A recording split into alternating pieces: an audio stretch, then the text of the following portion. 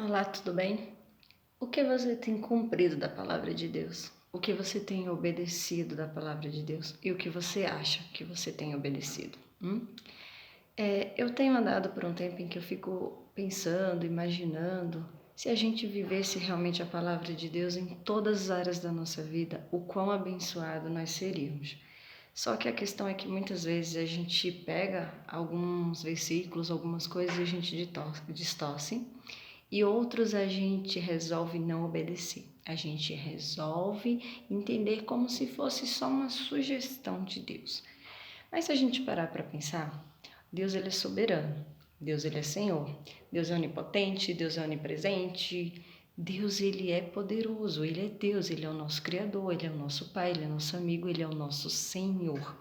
A gente depende do Senhor para tudo. Logo, a palavra de Deus não é algo opcional.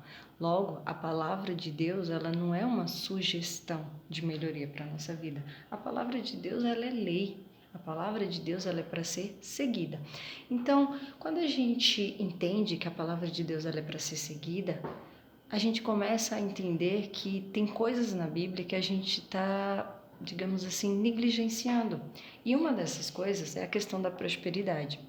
As pessoas deveriam encarar a prosperidade como ordem de Deus. E aí, quando eu falo de prosperidade, às vezes as pessoas interpretam mal, às vezes as pessoas falam, mas Deus disse que o amor ao dinheiro é a raiz de todos os males. Realmente, Deus disse que o amor ao dinheiro é a raiz de todos os males, e não que o dinheiro é a raiz de todos os males. Se Deus não quisesse que seus filhos prosperassem, o salmista Davi não teria registrado na Bíblia que Deus ama a prosperidade dos seus servos. Se Deus não quisesse que seus filhos prosperassem, por que ele prosperou Abraão com tantas riquezas? De modo que Abraão e Ló não conseguiam ficar juntos porque estava tendo briga entre os pastores de um e de outro. Grande era o rebanho de ambos. Por que Deus abençoou José no Egito? Ele virou governador do Egito, sabe? Deus sempre abençoou o seu povo com prosperidade. A questão é, a gente não pode fazer do dinheiro o nosso senhor. Tem um livro que chama-se As 25 Leis Bíblicas do Sucesso. E os autores, William Douglas e Rubens Teixeira, disseram uma frase que marcou muito minha vida. Eles disseram o seguinte: o dinheiro é um ótimo escravo e um péssimo senhor. E essa é a verdade. A gente tem que ter o dinheiro para nos servir e não nós servimos o dinheiro. Quem é dono de quem na sua vida? Não é isso? Então, se você estudar a Bíblia, você vai ler lá no livro de Eclesiastes, no capítulo 5, a partir do verso 10, falando sobre amar o dinheiro, o quanto isso traz malefícios para a sua vida. Mas lá no verso 19, ele também fala que a pessoa a quem Deus deu riquezas, fazendas e bem, e também dá o direito de desfrutar, isso é dom de Deus. Então, quando a gente fala de finanças para os cristãos, a gente está falando de equilíbrio financeiro. A gente não está falando de ter dinheiro para você sair por aí se amostrando para outras pessoas, achando que você é o máximo, como se o dinheiro fizesse de você uma pessoa melhor. Mas ter dinheiro para desfrutar do melhor da terra, inclusive para cumprir um dos mandamentos do Senhor, que é amar o próximo como a ti mesmo. Ou seja, a gente ama o próximo de várias formas, com um abraço, com instrução da palavra, com cuidado, com carinho, mas também ajudando caso ele precise. Se você tem dinheiro e uma pessoa ela está com fome, você pode ir lá e comprar uma cesta básica, comprar um alimento, comprar uma coisa, comprar uma roupa. Então, você tem que saber utilizar o dinheiro de modo que o dinheiro te sirva, de modo que o dinheiro seja o teu escravo. Só que o que tem acontecido hoje são pessoas que têm medo de prosperar, são pessoas que têm medo de ter dinheiro. Então é como se, por exemplo, eu não posso prosperar porque senão isso vai roubar a minha salvação, porque senão isso vai me deixar longe de Deus. E elas começam então a não querer prosperar, e elas começam então a ter aversão ao dinheiro. Só que se você acha que ter dinheiro vai fazer com que você esteja mal com Deus, você já parou para pensar que não ter dinheiro também pode fazer com que você também esteja mal com Deus?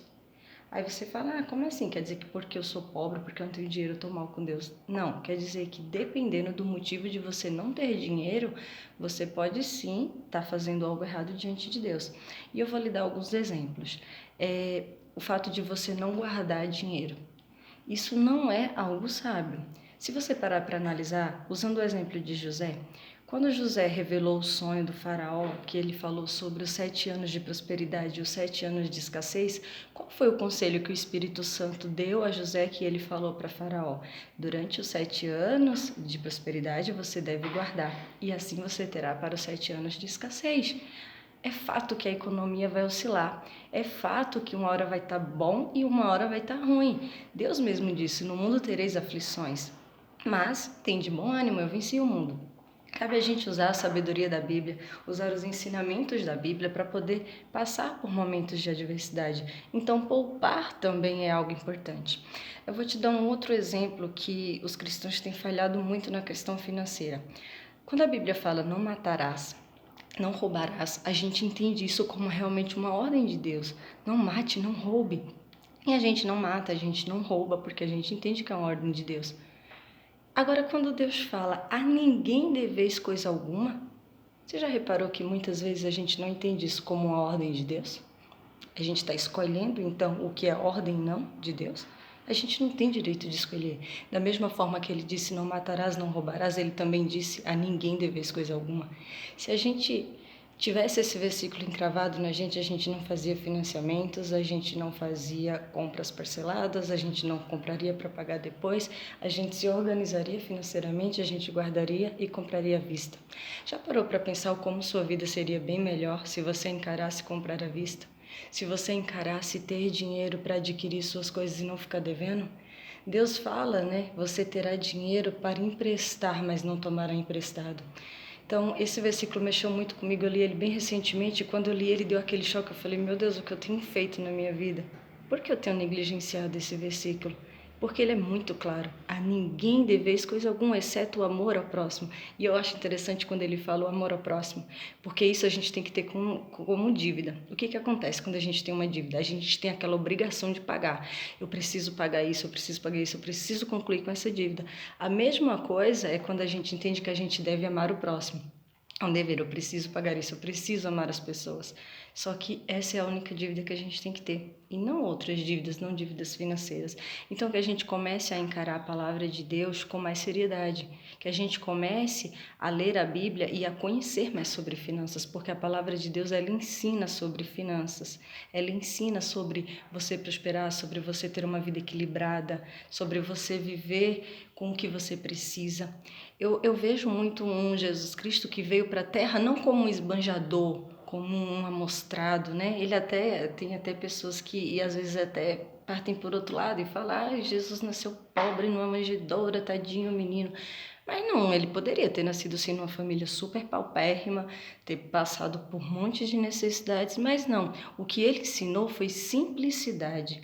Jesus ensinou humildade, mas Jesus nasceu numa família onde ele tinha o necessário, né? Ele tinha a profissão dele de marcenaria, então em nenhum momento a Bíblia relata que Jesus passou fome por necessidade, relata jejum, ele fez jejum, mas não passou fome por necessidade. A Bíblia também relata que ele tinha uma veste incrível, a veste que ele usava era incrível. Então, não relata que ele era um esbanjador, mas também não relata que ele passava por necessidades, como às vezes muito cristão tem passado, né? O salmista Davi disse, eu nunca vi um justo mendigar o pão. Então, que a gente comece a ler a palavra de Deus, desmistificando que o dinheiro é mau, o dinheiro não é mau. Amar o dinheiro, fazer dele teu senhor, isso é ruim. Mas buscar o equilíbrio financeiro, ter dinheiro para te servir, para ajudar as outras pessoas, isso é muito bom. Isso é dom de Deus. Então comece a desmistificar tudo isso, ok? Se você gostou desse vídeo, se você quer aprender como prosperar financeiramente de acordo com a palavra do Senhor, agradando a Deus e tendo uma vida equilibrada, deixe seu joinha e coloque aí nos comentários, tá bom? Um abraço, fica na paz do Senhor.